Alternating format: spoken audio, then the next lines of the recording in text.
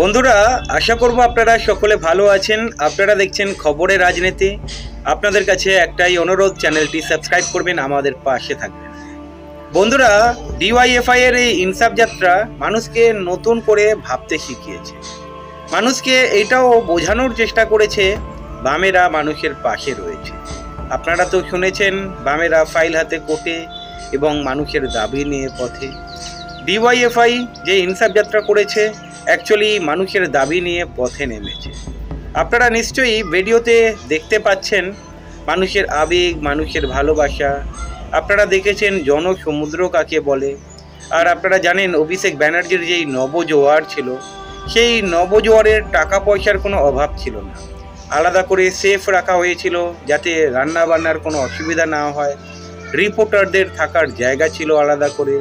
অভিষেক ব্যানার্জি মানে সুসজ্জিত গাড়িতে করে হাত জোর করে মানুষের কাছে ভোট চেয়েছেন। কিন্তু বামেদের এই ইনসাফ যাত্রা পুরোটাই অন্য মাত্রায়। এটা ছিল গরিবের ইনসাফ যাত্রা। Meenakshi Mukherjee captain, DYFI captain. Dhrubajyoti Saha আপনারা দেখেছেন বুক চিতিয়ে লড়ছে। দেখুন 50 দিন মাটি কামড়ে পড়ে থাকা এবং এই শীতের মধ্যে রাস্তায় হাঁটা, রাত নেই, দিন নেই, দুপুর নেই, এটা কিন্তু সোজা ব্যাপার নয়। বামেদের ইনসাফ যাত্রায় ছিল না কোনো আলাদা করে সেফ।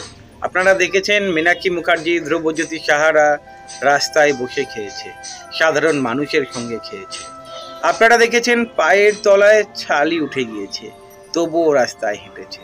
আপনারা দেখেছেন জ্বর এসেছে, জ্বরকে উপেক্ষা করে রাস্তায় হেঁটেছে। মানুষকে বুঝতে হবে সময় চলে এসেছে। আর এই ইনসাফ যাত্রা দেখেই বোঝা যাচ্ছে মানুষ এখনো পর্যন্ত বামেদের ওপরে ভরসা রাখে। তাই আগামী দিনে লাল ফিরবেই, আজ না হলে কাল লাল ফিরবেই। মানুষের আবেগ দেখেই বোঝা যাচ্ছে।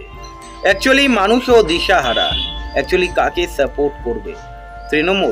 তৃণমূল দলের নেতারা এক এক করে জেলে গিয়েছে। এক একজন নেতার কটা করে গার্লফ্রেন্ড রয়েছে তার কোনো ঠিক নেই। এখনো পর্যন্ত তৃণমূল নেতাদের বাড়ি সিবিআই, ইডি, আইটি সেল হানা দিচ্ছে। মানুষ কি সত্যি বিশ্বাস রাখবে?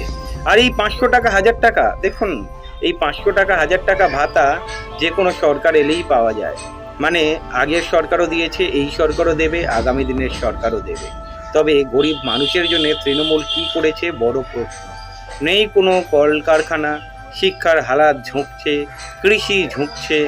সাধারণ মানুষকে ভাবতে হবে। আজকে যারা 500 টাকার জন্যে তৃণমূলকে ভোট দিচ্ছে, তাদের বাড়ির ছেলেটা, তাদের বাড়ির মেয়েটা শিক্ষিত হয়েও বেকার, তাদের কাছে কোনো চাকরি নেই। তারা কি একবারও ভাববে না এই সরকার থাকলে ওই শিক্ষিত বেকার সারা জীবন বেকার হয়ে থেকে যাবে? সাধারণ মানুষকে বুঝতে হবে। বামেরা, ডিওয়াইএফআই, মীনাক্ষী মুখার্জি, ধ্রুবজ্যোতি সাহারা যেই কারণে রাস্তায় নেমেছে, মানুষের কাছে দাবি তুলে ধরেছে, মানুষের দাবি নিয়ে মানুষের কাছে গিয়েছে এবং মানুষ তাতে সাড়া দিয়েছে। এই ইনসাফ যাত্রায় ছিল না কোনো বড় লোকের চাকচিক্য। আপনারা দেখেছেন মানুষের আবেগ ধরা পড়েছে। তাই বলা যেতে পারে নিঃসন্দেহে বামেরা আগামী দিনে ফিরছে। আপনাদের কি মনে হয় কমেন্ট করে জানাবেন।